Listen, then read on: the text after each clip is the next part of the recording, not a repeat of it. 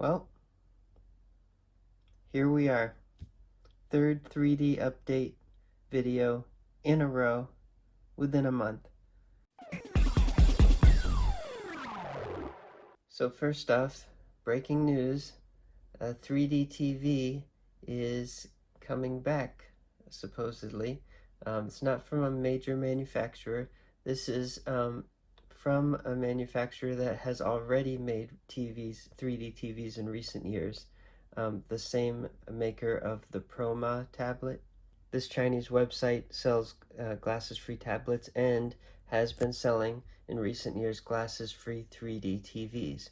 Now, not everyone knows about it, and honestly, I'm not sure it entirely qualifies as a return of 3D TVs to the market as far as accessibility, a realistic price either, or actual sales. I mean, these things cost $3,000 for a small screen monitor or TV, up to 20-something thousand dollars. And of course, the glasses-free 3D technology isn't widespread for a reason, because it has inherent shortcomings that would just not make it practical or desirable for common usage. And from reviews I've seen, I've only actually been able to confirm 2 actual sales of these TVs. I mean, perhaps there are more, but if you can only confirm 2 of them, that doesn't say much for the numbers. But anyway, this maker is just announced that they're going to be releasing a passive 3D TV.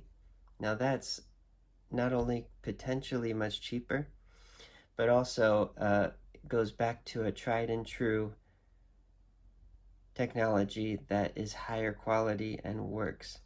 He announced it today on his website and on social media that passive 3D TV is back with Proma, soon to release. And some of the specifications are that it's 65 inches and that it's 4K. That can give you twice the resolution of full HD, so that's more than enough to work with to show full resolution Blu-ray 3D discs, and potentially half resolution Ultra HD 3D content if it's encoded in over-under format. And yes, it does have the ability to decode frame packed 3D from HDMI, as well as SBS over-under, as built-in 2D to 3D conversion, and USB input. So that's pretty much what we know only so far, considering it was just announced.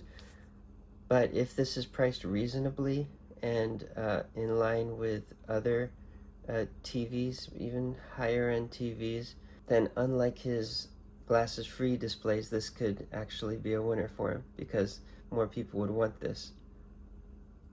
Because a lot of people like to hunt down passive TVs on the used marketplace, like from LG. The 4K 3D LGs are the holy grail, because the others are active, some prefer passive, and Vizios, while they were passive, they never made 4K 3D TVs. They never coexisted. While we're at it, while we're in China, another new piece of technology is it looks like a 3D smartphone. But they do note in the announcement, this is from Xreal, by the way, they say, no, this isn't a smartphone, despite it being the same size as a smartphone, running Android.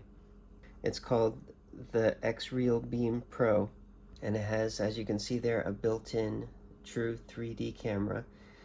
No real words on the specs of that camera, if that will be anything innovative, such as we just saw Acer Spatial Labs released their camera, and that was an innovator because it finally brought affordable 4K 3D in a compact form besides still photography. So will this camera enable 4K 3D or high frame rates or other options? We don't know. We'll have to wait and see. But they do say the cameras are 50 megapixels. I don't know if that involves any trickery or interpolation, and that they're 50 millimeters apart. So not close like some, like the Red Hydrogen one or the iPhone, not too far for this type of use, such as the Fuji W3. But anyway, what it does do is plugs into AR glasses to watch the 3D content. And the phone-like device has two USB-C ports, one for the glasses to plug in, one potentially for power. And the screen itself of the device is 1080p, but it's not like you're going to be watching 3D content on it. That's just a means to an end to navigate the thing. And it has 6 gigs of RAM, 128 gigabytes of storage. There's supposed to be another option that's 8 and 256. And you'll notice in between the camera lenses it says Spatial View. So people are leaning into that spatial branding, trying to give 3D a new name.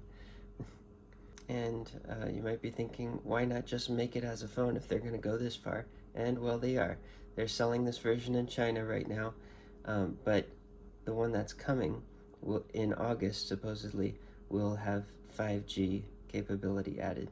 Hopefully they're keeping track of what other manufacturers are doing and trying to compete with that.